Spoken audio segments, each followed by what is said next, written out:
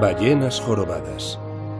Sus enigmáticos reclamos resuenan en las profundidades del océano desde tiempo inmemorial. Grabado en CDs, el canto de los machos llegó a estar entre los récords mundiales de ventas. Su melodioso canto fue enviado por la NASA a los confines del espacio como prueba de vida inteligente en la Tierra.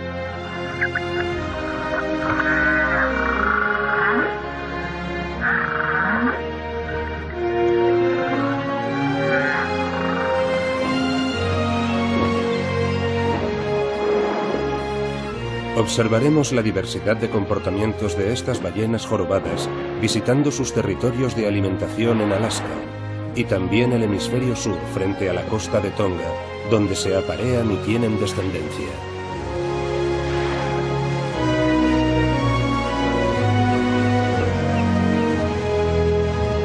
Además, comprobaremos que no siempre merecen esa reputación de gigantes bonachones que tienen.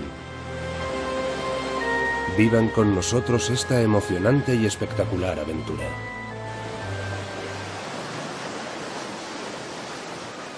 Gigantes de las profundidades.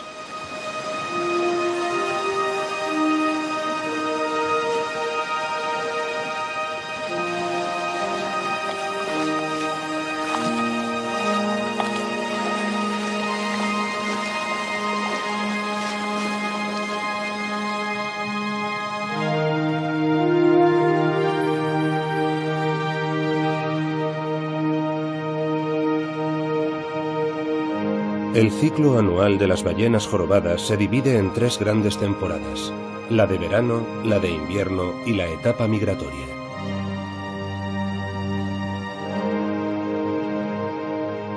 Debido a las diferentes características de los lugares donde las ballenas pasan estos periodos, su comportamiento típico también varía en función de la temporada.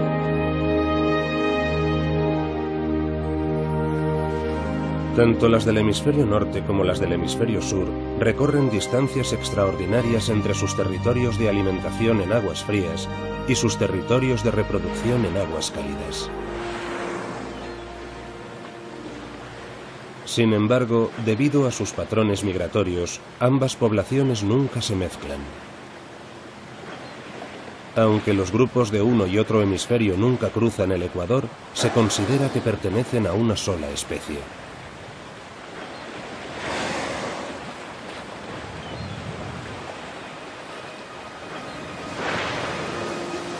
Al final del invierno, las ballenas jorobadas abandonan sus territorios de apareamiento y emigran a sus respectivos lugares de alimentación estivales. Muchas rémoras aprovechan la oportunidad y se apuntan a la excursión a modo de polizones, por así decirlo. De esa forma, además de ahorrar fuerzas, se aprovechan del descomunal tamaño de las ballenas, que les ofrece un elemento de protección frente a agresores. Cuando abandonan sus lugares de apareamiento, pierden sus rémoras.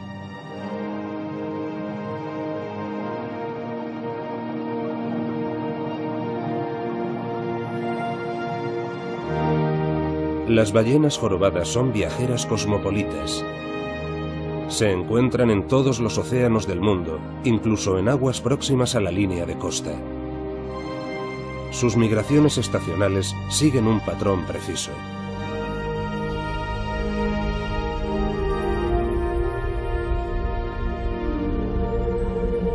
En el Pacífico Sur, emigran al final del verano desde las zonas de alimentación del Antártico hacia el norte, con destino a las resguardadas calas de sus territorios de apareamiento tropicales y subtropicales.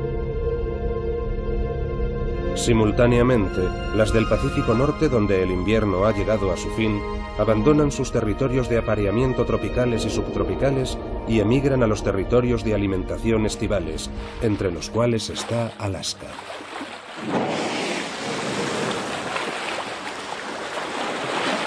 En algunos casos, estas migraciones implican larguísimos desplazamientos de hasta 20.000 kilómetros, por lo que la suya se encuentra entre las rutas migratorias de mamíferos más largas del planeta. Cuando se sumergen, el agua desplazada se eleva formando un patrón circular en la superficie. Esto se denomina huella e indica el lugar de inmersión de una ballena en las profundidades. Normalmente su velocidad media varía de 5 a 15 kilómetros por hora. Pero si es acechada o se siente amenazada, puede nadar a velocidades máximas de hasta 30 kilómetros por hora durante un tiempo. La madre y su cría prefieren llevar un ritmo más pausado. Aunque solo tiene unos meses de vida, ya se espera de este joven animal que recorra una distancia tremenda. Para que ahorre energías, la madre deja que su cría nade en su estela. Y avanza a la velocidad justa de las fuerzas de su cría.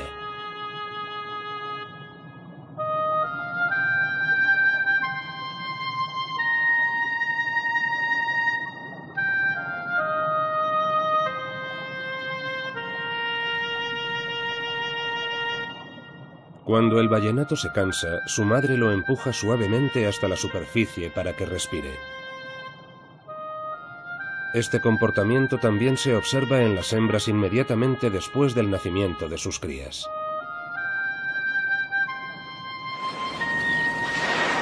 Nadie ha podido explicar exactamente cómo saben el camino que han de recorrer desde los territorios de apareamiento hasta los de alimentación.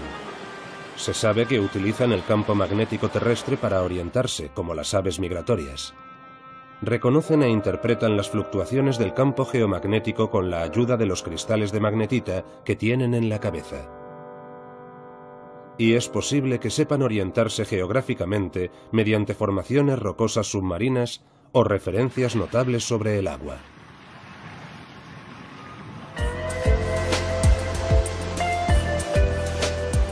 Tonga.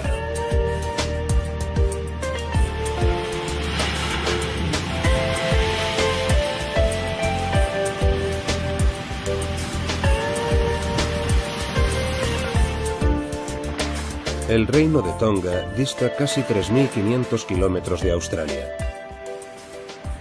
Está formado por más de 170 islas, de las cuales solo 35 están habitadas.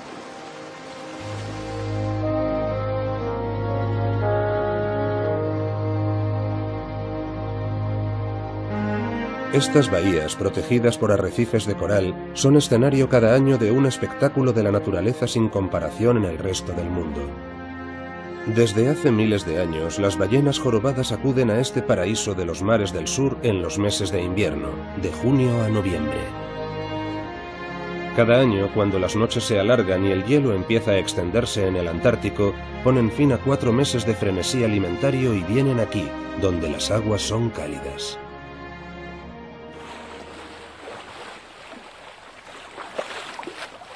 Aquí los poderosos mamíferos se dedican a la propagación de la especie.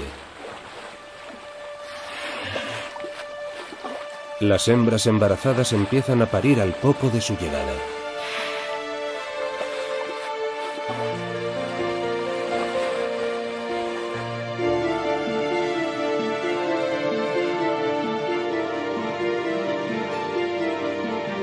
Recién nacidas, las crías de ballena ya son gigantescas, a pesar de que en comparación con sus madres no lo parezcan. Los ballenatos recién nacidos miden de 4 a 5 metros de largo y pesan cerca de 2 toneladas. El equivalente al peso de 3 o 4 automóviles pequeños. Y tienen un tamaño aproximado al de la cabeza de su madre. Por comparación, esta hembra debe medir 15 metros de largo.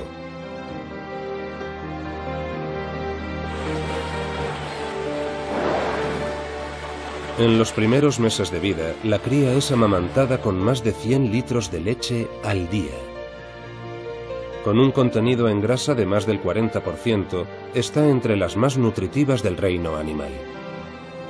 Gracias a esa dieta especial, en esos primeros meses de vida, el chiquitín aumenta de peso al ritmo de hasta 40 kilos al día y de longitud al ritmo de unos 40 centímetros al mes. Duplicará su peso en el primer año de vida.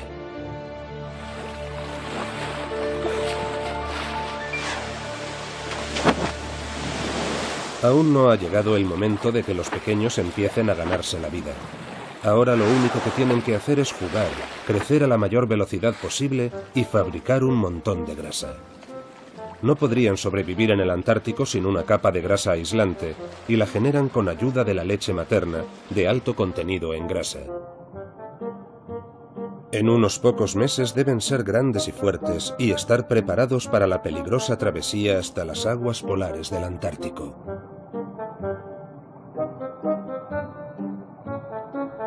Poco a poco la cría va explorando su entorno. Siempre está aprendiendo algo y poniendo a prueba sus limitaciones.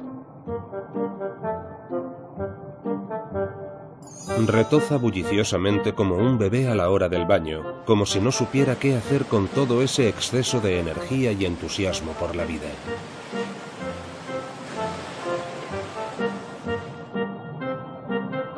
La irrefrenable energía de la cría no parece tener fin. La vida es un placer para la joven cría. No baja el ritmo en ningún momento, ni siquiera al final del día. Basta de juerga por hoy. La cría la sigue a regañadientes.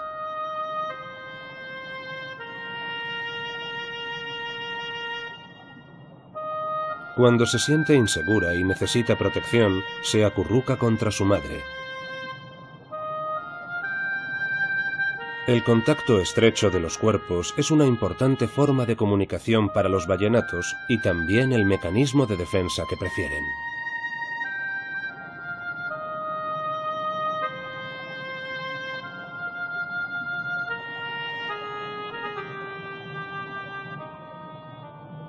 El Pacífico es el mayor océano del mundo. Abarca el 35% de la superficie del planeta. Contiene más de la mitad de todo el agua de la Tierra. Alaska y Tonga no podían ser más diferentes. En Tonga, el agua tiene una temperatura cálida muy agradable y de una claridad cristalina.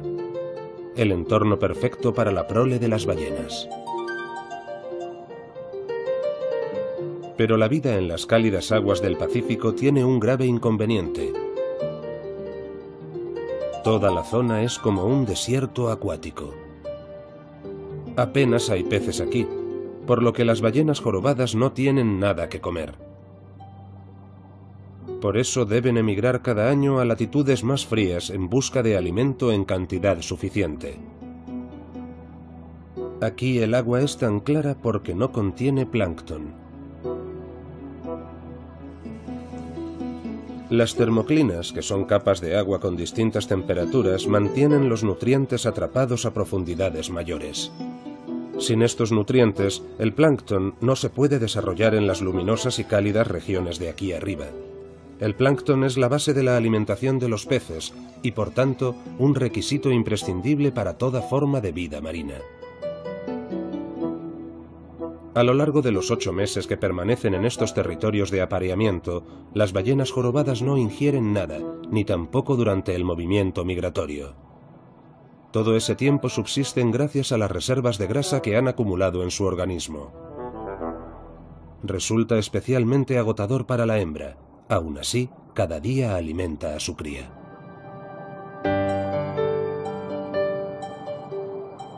Esta cría hembra solo tiene unas semanas de vida. Por ahora se mantiene siempre cerca de su madre.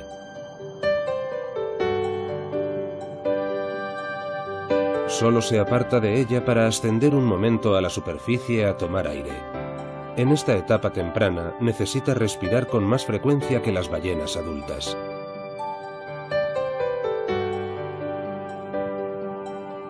Pero aunque la madre esté descansando en aguas más profundas, nunca pierde de vista a su cría.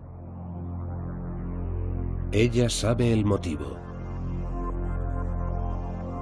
Los tiburones oceánicos de puntas blancas. Son moradores de alta mar sumamente especializados. Han aprendido a sobrevivir en las vastas extensiones del océano abierto, donde apenas hay alimento.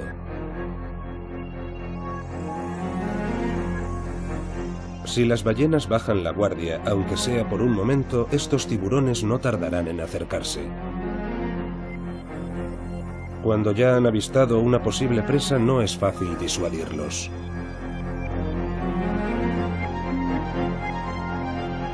Por otra parte, en las aguas cercanas a la costa, el dominio es de los tiburones tigre. Se los suele denominar los grandes tiburones blancos de los trópicos. Los tiburones tigre son cazadores muy eficaces. Hasta cuando parece que solo están deslizándose suavemente por el agua, son muy capaces de atacar en un instante. Comen de todo: peces, otros tiburones, delfines, cadáveres de ballena, aves marinas. Ni siquiera los caparazones de las grandes tortugas marinas suponen un problema para su afilada dentadura. A una distancia prudencial observan atentamente cada movimiento de su presa. Para una ballena jorobada sana y completamente desarrollada no representan un peligro, pero sí son una grave amenaza para las ballenas viejas, enfermas o heridas. Las crías recién nacidas también son presa fácil si sus madres no las protegen.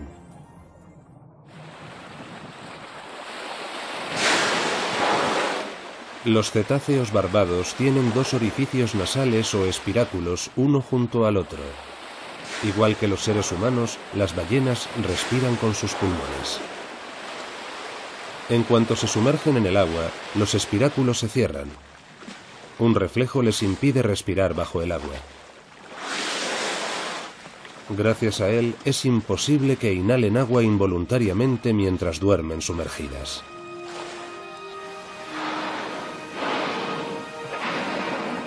Las ballenas jorobadas son fácilmente identificables por la espectacular nube que exhalan, que puede alcanzar hasta los 3 metros de altura.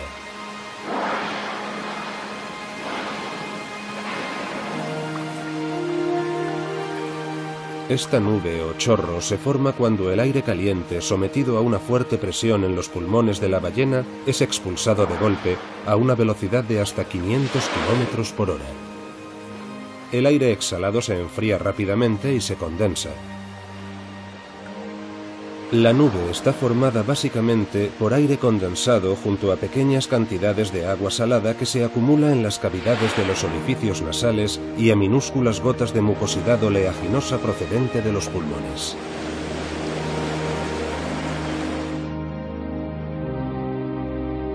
En los meses de verano, los nutrientes son tan abundantes en las aguas del suroeste de Alaska que les merece la pena desplazarse hasta aquí desde Hawái para darse el festín. Por término medio, tardan entre 30 y 40 días en migrar de Hawái a Alaska.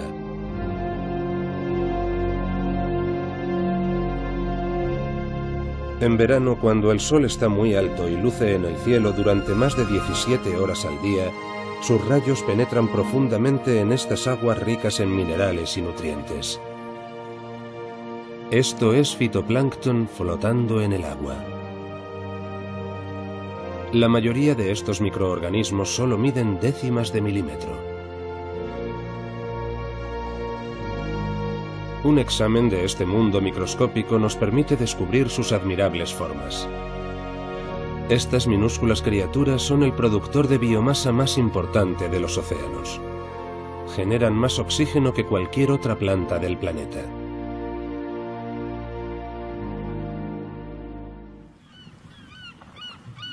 La supervivencia de todos los seres vivos depende en mayor o menor grado de estos microscópicos organismos fotosintetizadores.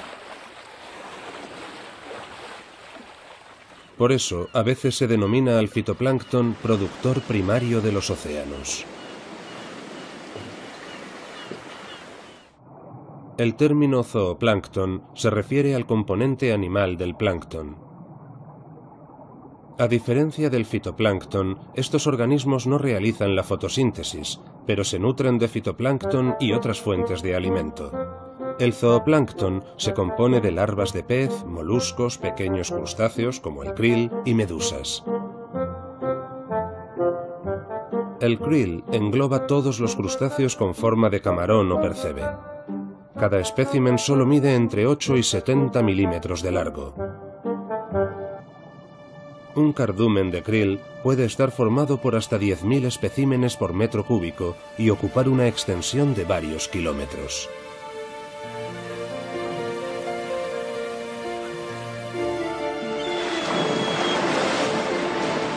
Aquí el agua es tan rica en nutrientes que los parásitos instalan su residencia en las ballenas jorobadas. Como éstas se encuentran entre los nadadores más lentos del océano, estos percebes suelen adherirse a su cabeza, sus aletas y su cola. A veces incluso aparecen recubiertas de manchas amarillas causadas por algas diatomeas.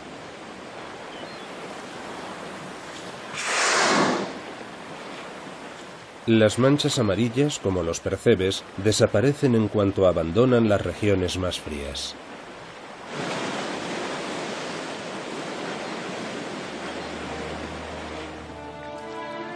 A diferencia de los mares que rodean Alaska, aquí en Tonga la agradable temperatura del agua oscila entre 24 y 28 grados centígrados. Cuando las ballenas se acaloran en exceso debido a sus capas de grasa aislante, no tienen más que elevar su cola fuera del agua. Aunque parecen hacerlo sin esfuerzo, la cola horizontal de las ballenas jorobadas pesa varias toneladas. El aire enfría los capilares sanguíneos bajo la piel de su aleta caudal. La sangre enfriada vuelve a fluir al resto del cuerpo y hace descender la temperatura general. Esta cría trata de imitar el comportamiento de su madre, pero no es tan fácil como parece.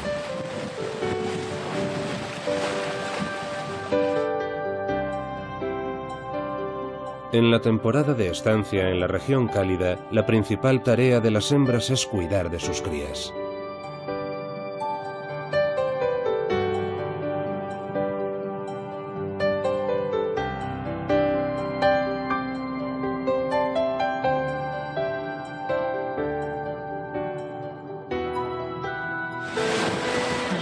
Por su parte, los machos pasan la mayor parte del tiempo intentando impresionar a los otros machos, atraer a las hembras y repeler a los rivales. Rebosantes de energía y testosterona, los machos desafían a sus adversarios con espectaculares demostraciones de fuerza.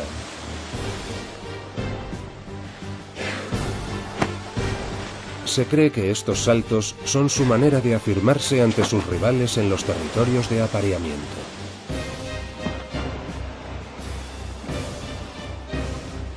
Es una demostración de poder y dominio verdaderamente impresionante.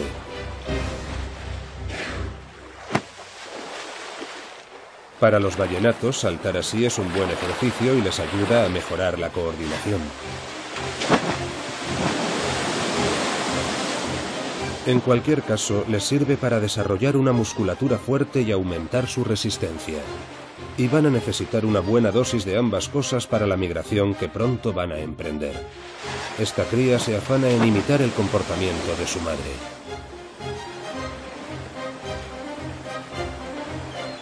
En los territorios de alimentación, un solo salto puede marcar la escisión de un grupo de alimentación. A partir de ahí, dejan de alimentarse en ese lugar. La manada de ballenas emprende la retirada. Dependiendo del alimento disponible, el grupo puede dividirse en grupos más pequeños o disolverse por completo.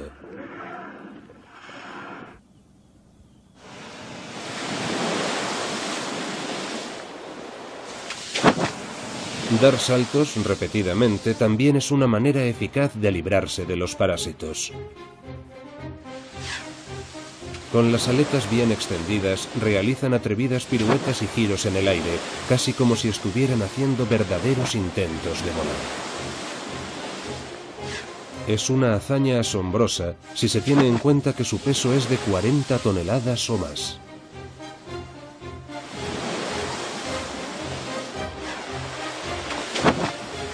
Es comprensible que parezcan algo cansadas después de realizar varios de estos saltos.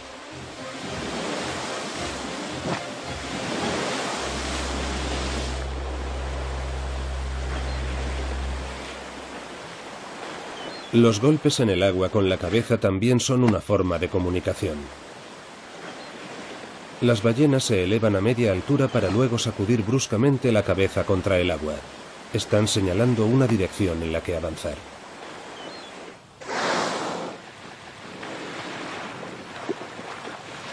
En este periodo no han comido absolutamente nada.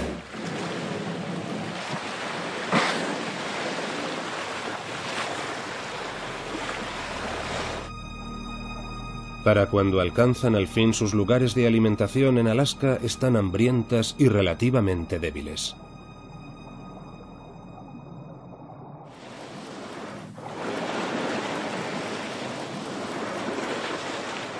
Ha llegado la hora de comer. Sobre todo durante las primeras semanas, lo único que hacen prácticamente es comer día y noche. No es de extrañar. Después de todo, la distancia que separa sus territorios de apareamiento en Hawái de sus territorios de alimentación en Alaska es nada menos que de 10.000 kilómetros. Han pasado casi 8 meses desde que las ballenas jorobadas adultas comieron por última vez. Todo ese tiempo se han mantenido a base de la grasa almacenada en sus organismos. Aquí, en los mares fríos y ricos en nutrientes de los estrechos de Alaska, pueden disfrutar de la abundancia durante varios meses. Consumen diariamente hasta 1 tonelada de pescado y krill.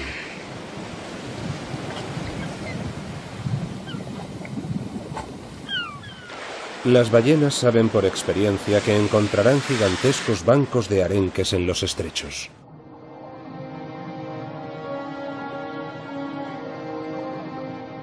Por tanto, es allí donde las hembras llevan a sus crías para asegurarse de que ingieren calorías suficientes para todo el año.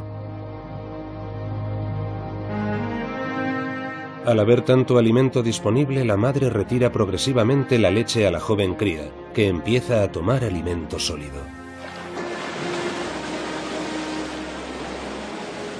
La cría aprende las diversas estrategias de caza imitando a su madre.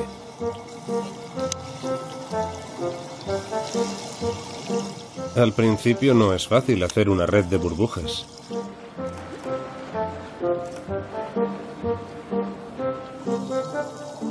Tampoco es fácil ingerir alimento al primer intento.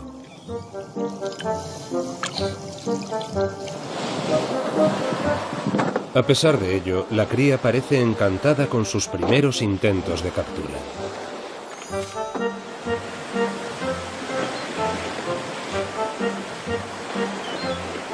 Jugar y explorar el nuevo entorno ofrece una agradecida distracción de los intentos iniciales de buscar alimento.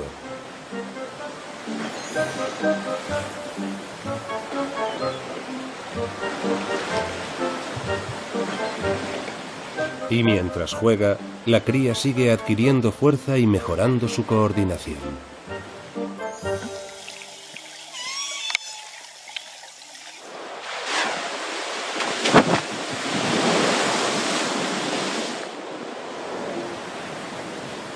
¿Por qué las ballenas jorobadas se someten a estas largas migraciones anuales que les exigen tanto esfuerzo y dedicación? ¿Por qué no se quedan aquí sin más, donde el entorno es cálido y agradable? ¿O por qué no se quedan en las aguas frías, donde hay abundancia de comida? La respuesta es sencilla. Ahorran energía emigrando a los trópicos en lugar de pasar el invierno en las regiones frías. Aquí el agua está mucho más fría en invierno. Los ejemplares completamente desarrollados tienen una capa de grasa de unos 15 centímetros de grosor.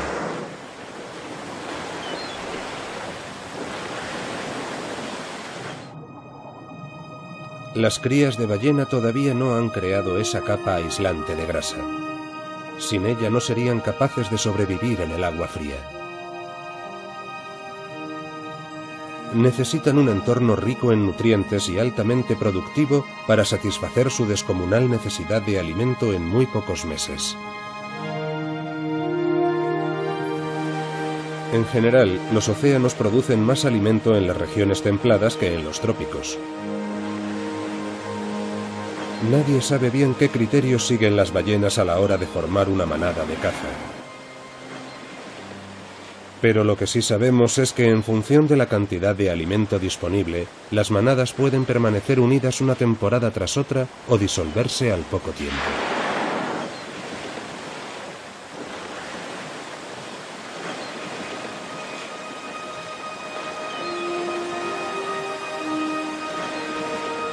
Esta es Stabby. No sabemos qué le pasó en el lóbulo derecho de su aleta caudal. Stabby mantiene una relación desde hace muchas temporadas.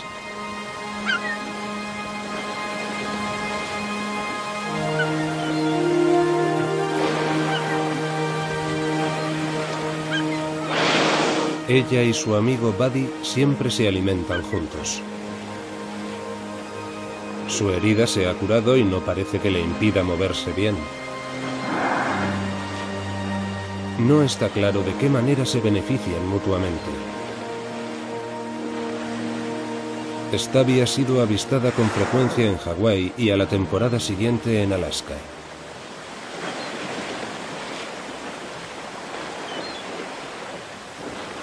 De vez en cuando es posible verla incluso dando saltos. Nadie supo durante mucho tiempo si Stabby era macho o hembra, hasta que un día regresó de Hawái con una saludable cría a su lado.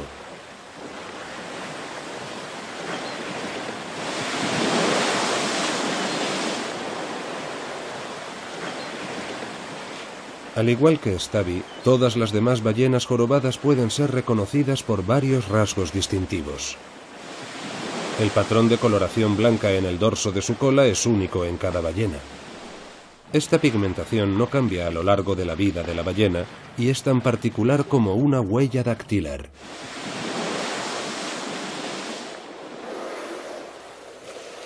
La pigmentación de la panza también es única en cada ejemplar y sirve para identificar a cada ballena.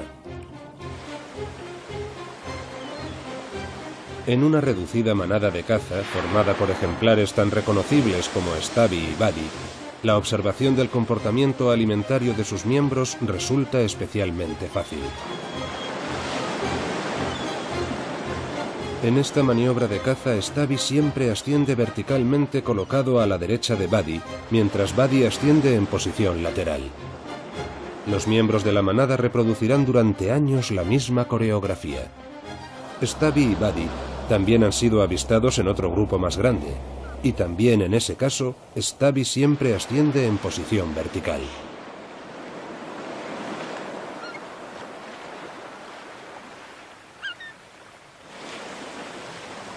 Aquí en Alaska, incluso después de inmersiones profundas, las ballenas jorobadas solo descansan un rato en la superficie y vuelven a sumergirse.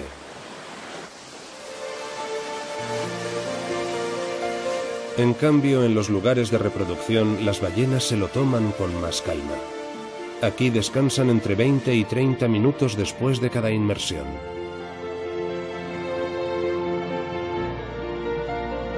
Normalmente duermen cerca de la superficie o directamente en ella, ya sea de día o de noche.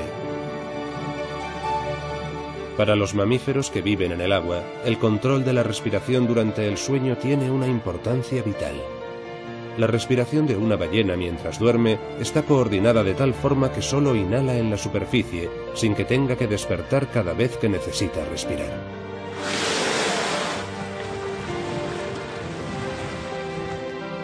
Esa es la razón de que los hemisferios de su cerebro se turnen durante el sueño. Uno duerme mientras el otro permanece alerta.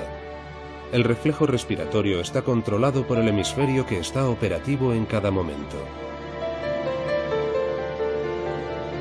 Puede tener los ojos abiertos o cerrados mientras duerme.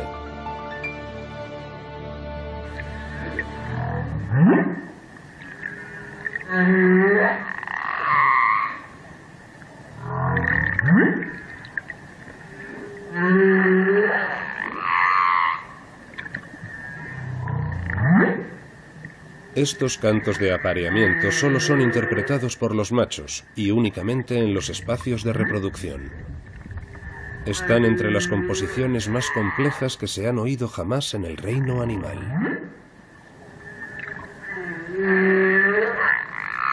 Los machos entonan estos cantos para atraer a las hembras.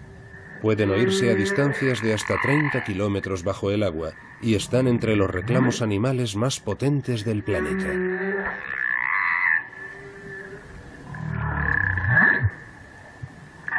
Durante años no se supo cómo articulaban estos sonidos las ballenas. No poseen cuerdas vocales. Hoy sabemos que producen estos sonidos gracias a unas cavidades modificadas que terminan en los orificios nasales y a una laringe modificada. Sus vocalizaciones abarcan una compleja secuencia de más de 600 sonidos emitidos en una amplia banda de frecuencias. Cada una de sus canciones se divide en estribillos que repiten a intervalos regulares. Una sola canción puede durar entre 6 y 35 minutos. Un concierto completo hasta 24 horas. Solamente existe otro animal con una capacidad creativa semejante, y es el ser humano. El océano se transforma en una sala de conciertos.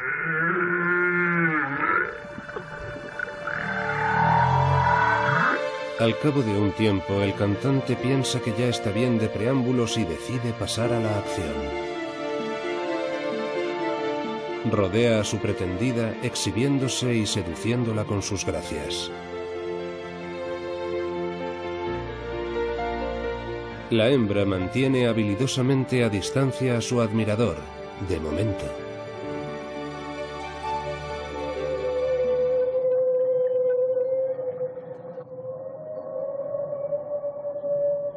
Estos extraños sonidos también los emiten las ballenas jorobadas. Sus enigmáticas melodías resuenan en las ensenadas de los estrechos de Alaska. A diferencia de los cantos que se oyen en Tonga, estos no son reclamos de apareamiento, sino parte esencial de una complicada técnica de caza.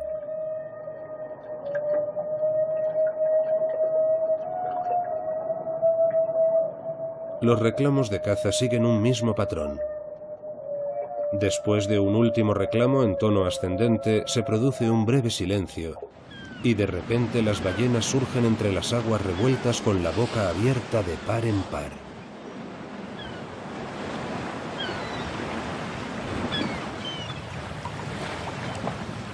Los reclamos que emplean para alimentarse son muy diferentes de las vocalizaciones de los machos en los espacios de reproducción tropicales. Allí solo los utilizan cuando es estrictamente necesario y solo para cazar arenques. Tanto machos como hembras los emiten. El canto de la caza comienza al sumergirse la primera ballena.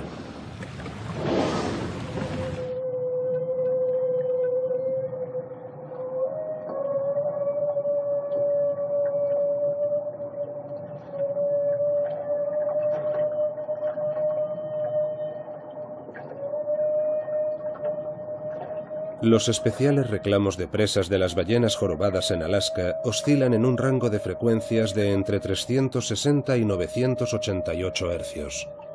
Es precisamente el rango de frecuencias que suscita la respuesta más potente de los arenques, ya que causa el pánico entre ellos. Cuando surge un peligro, los bancos de peces nadan más juntos, formando una densa masa. Esta reacción instintiva finalmente será su perdición.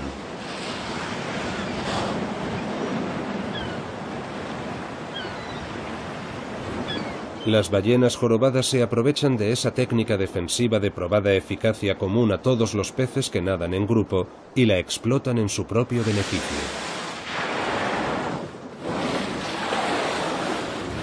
Mientras, en Tonga, las ballenas se preparan para el momento culminante de la temporada.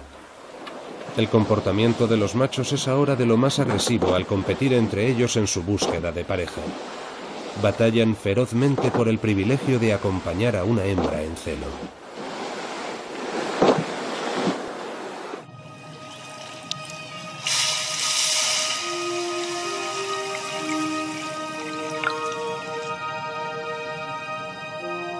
En los territorios de apareamiento, un macho en busca de pareja suele acompañar a las hembras y sus crías. Estas ballenas se denominan escoltas. La escolta a menudo acompaña a la hembra solo unas horas, aunque a veces lo hace un día entero o más.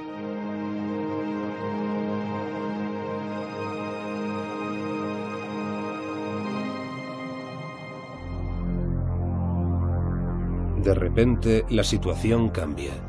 Un grupo de machos se aproxima a gran velocidad. La hembra, su cría y el escolta se ponen nerviosos y aceleran el paso.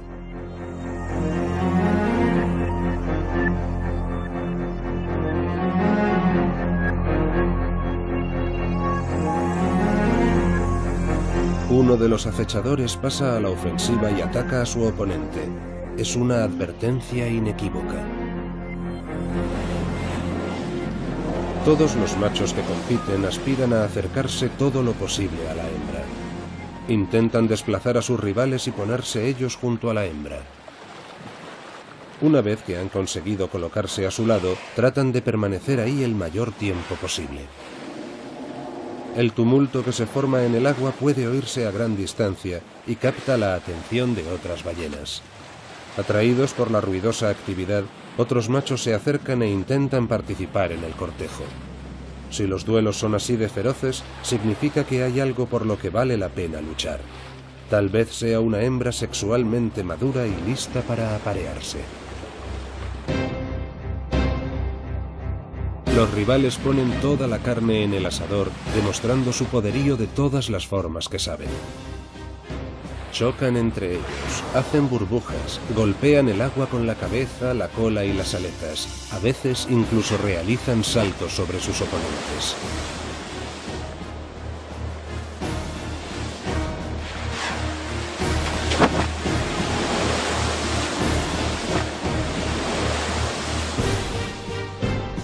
La situación se torna muy peligrosa para la joven cría. Es el momento de retirarse. La hembra intenta llevar a su cría a un lugar seguro. A los machos que la persiguen les da igual el bienestar de la cría. Si el pequeño quedara atrapado entre los rivales, podría resultar fácilmente aplastado.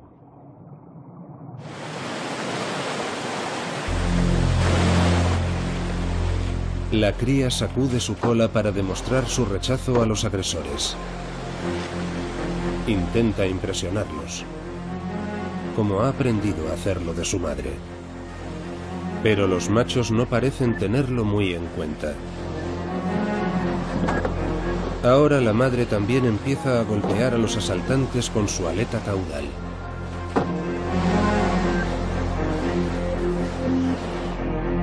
En algunos casos, varios machos jóvenes se unen al macho escolta dominante. El grupo intenta entonces alejar a los rivales y ganarse el derecho a acompañar a la hembra. Solos no tendrían ninguna oportunidad contra él. Pero actuando juntos, a veces encuentran la manera de alejar a un rival y aparearse con la hembra. Solo esperan una ocasión propicia, cuando sus adversarios estén agotados. Cuando dos bandos pelean, otros se aprovechan.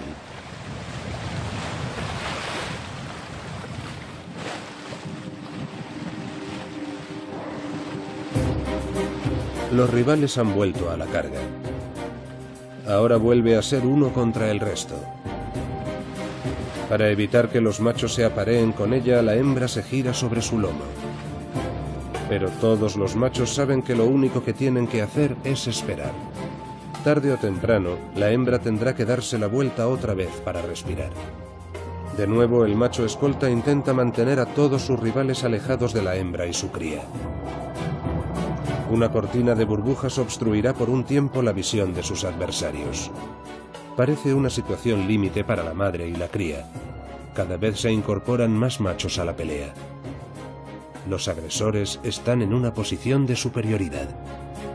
Es imposible describir lo selectivas que son las hembras a la hora de decidirse por un macho o saber los criterios que aplican para tomar esa decisión.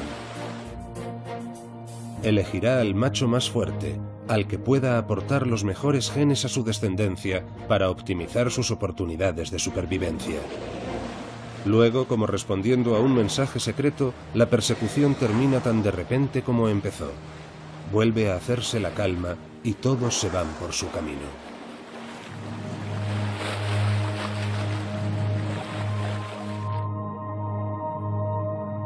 Como en el caso de otros muchos mamíferos, existe una gran diferencia entre los roles parentales del macho y la hembra. De vez en cuando los machos tienen que librar una gran batalla por una hembra, pero luego pasan sin más a aparearse con tantas hembras como pueden. Por su parte, la hembra hace sacrificios increíbles por su descendencia. Su embarazo dura cerca de 1 año, y una vez que nace la cría, se dedica a su crianza durante casi 12 meses, sin comer nada hasta que llega a los territorios de alimentación. Sin ninguna ayuda del macho.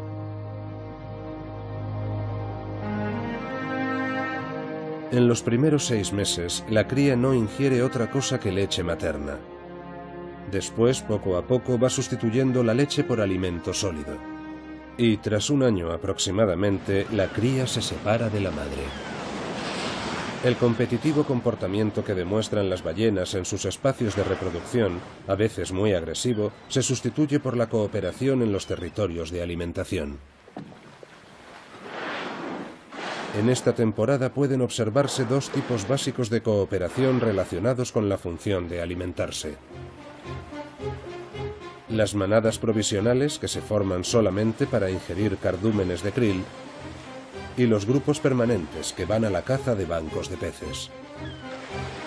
En estos grupos fijos resulta más fácil conseguir que se concentre el ágil grupo de peces pequeños y cazarlos a todos con el mínimo esfuerzo.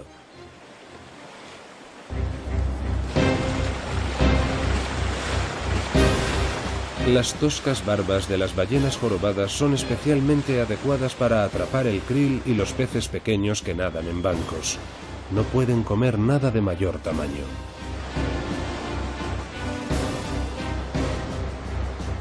Su garganta es tan estrecha que no pueden tragar nada que supere el tamaño de un pomelo. Las ballenas jorobadas tienen mayor inventiva que otros muchos cetáceos barbados en cuanto a técnicas de caza. He aquí 2 inteligentes métodos particularmente impresionantes que utilizan para cazar a sus presas: la red de burbujas y la embestida. Tanto las ballenas que nadan en solitario como las que van en grupo pueden emplear ambas técnicas para alimentarse ellas solas o en comunidad. Para ello es imprescindible un complejo sistema de organización y comunicación del grupo. La estrategia de caza más fascinante de todas es probablemente la red de burbujas. Las ballenas jorobadas son las únicas ballenas que la utilizan, y solo lo hacen en Alaska.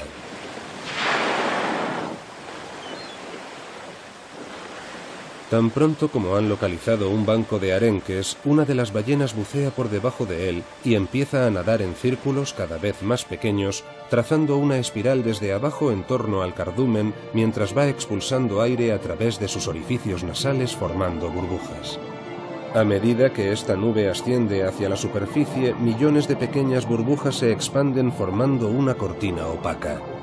Para los peces no hay forma de escapar de esta red de burbujas.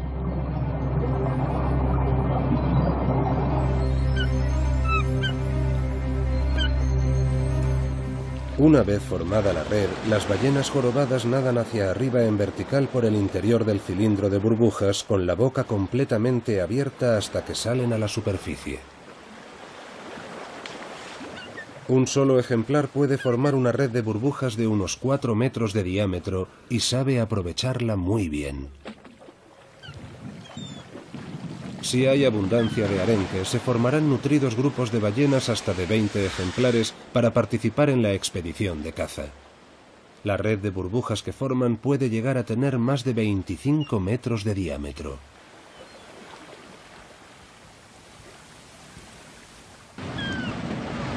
A primera vista, la técnica de cooperación de la red de burbujas parece un caos absoluto. Pero incluso en los grandes grupos de caza, cada maniobra está cuidadosamente coordinada entre todos los miembros. La expedición de caza sigue una coreografía precisa.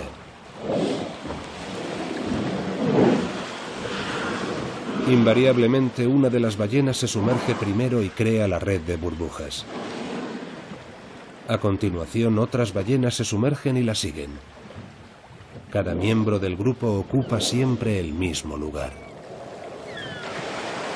Es prodigioso que ninguna resulte herida en este organizado caos.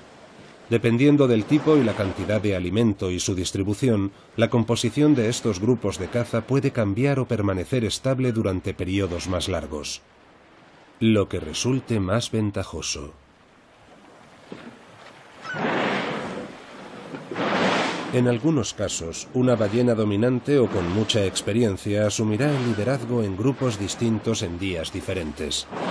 A través de la cooperación, un grupo variopinto de individuos pasa a ser una compleja unidad social con una meta común: conseguir presas de la manera más satisfactoria y haciendo el menor gasto energético posible. Gracias a la cooperación, las ballenas jorobadas acorralan con éxito a los hábiles y rápidos peces pequeños, lo que les permite ahorrar energía y esfuerzos.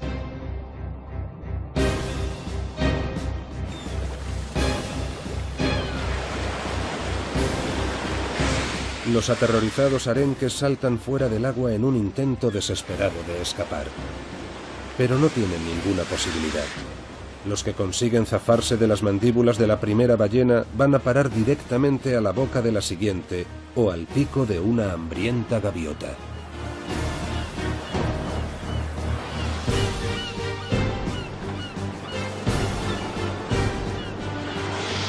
Cuando cierran su boca rebosante de alimento, los pliegues gulares de su garganta se hinchan grotescamente.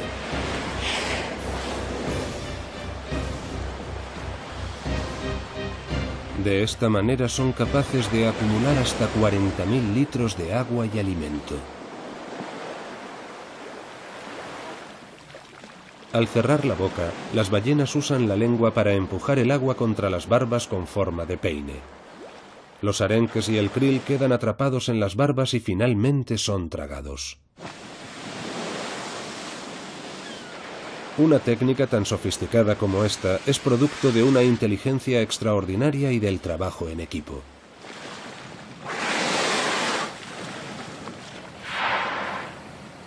Ahora las ballenas dejan escapar una exhalación profunda.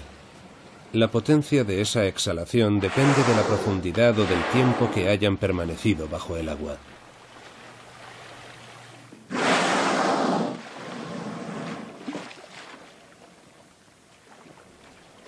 La otra técnica que también emplean las ballenas jorobadas para alimentarse se denomina embestida y consiste en recorrer a una velocidad lenta y constante las aguas ricas en nutrientes con la boca completamente abierta.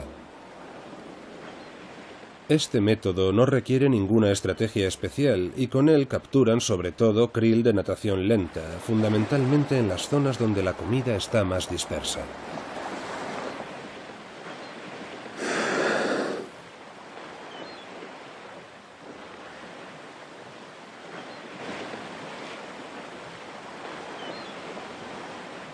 A menudo se giran sobre un lado para alimentarse, preferiblemente sobre el lado derecho.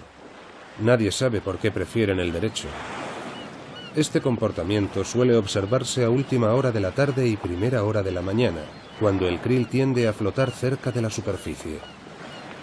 Por el día, el krill busca las aguas profundas para protegerse de los depredadores. Pero al ponerse el sol, se acercan a la superficie al abrigo de la oscuridad para comer fitoplancton.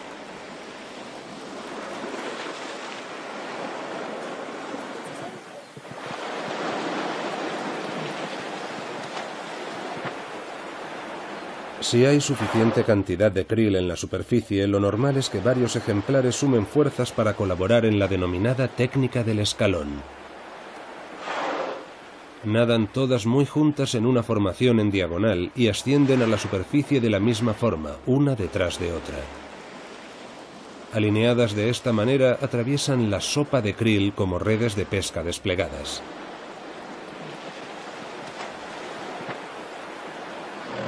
Al colocarse así, cada ballena se beneficia de la presa que se le escapa a la que va delante.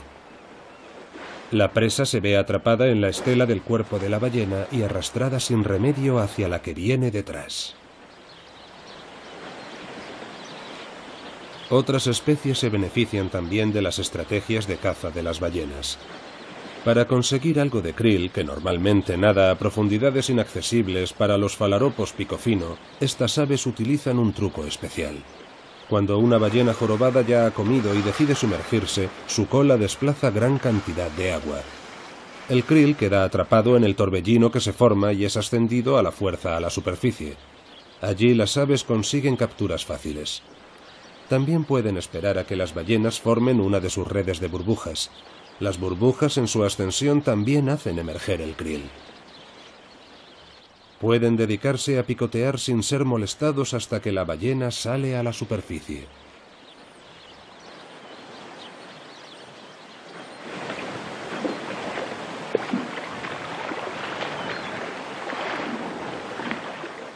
Cuando la temporada de caza se acerca a su fin y las ballenas han comido hasta la saciedad, dejan de centrarse exclusivamente en alimentarse.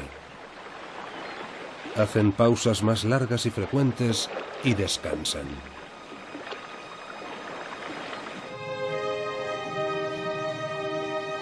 Mientras tanto, en Tonga también se han calmado las cosas. Hasta los impetuosos machos están más tranquilos. Se acerca el fin de la temporada y hay que ahorrar fuerzas para la larga migración a sus territorios de alimentación en el Antártico.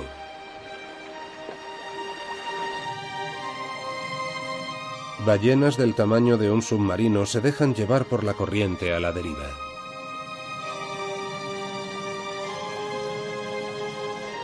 Los enormes mamíferos permanecen sumergidos así, aparentemente ingrávidos, por periodos de hasta media hora. En apariencia no mueven un solo músculo dentro de sus gigantescos cuerpos. Puede que sea la manera de reservar fuerzas para actividades más importantes, o que simplemente hayan decidido tomárselo con tranquilidad durante un rato.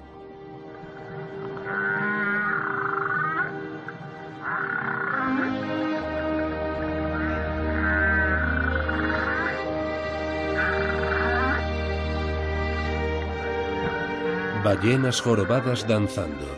Las moles de sus cuerpos se mueven majestuosamente al son de la música de un coro magnífico que se oye al fondo. A pesar de toda la labor de investigación realizada sobre sus cantos, estas lastimeras melodías que resuenan en las profundidades de los océanos tropicales del mundo nos siguen desconcertando.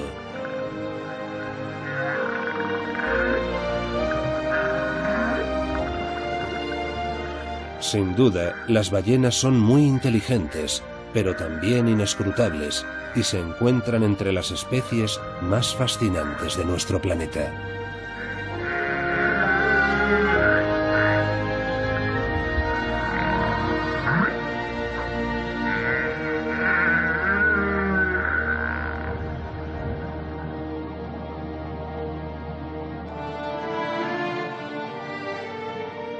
Los balleneros siguen surcando los océanos en busca de beneficios.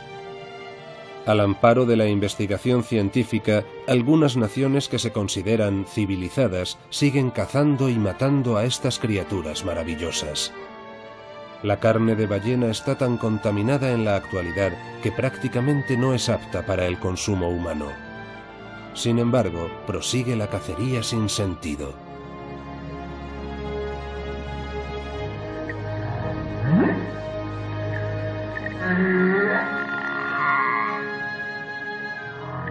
Una cosa es segura: cada vez que matan una ballena, la naturaleza pierde una de sus criaturas más asombrosas.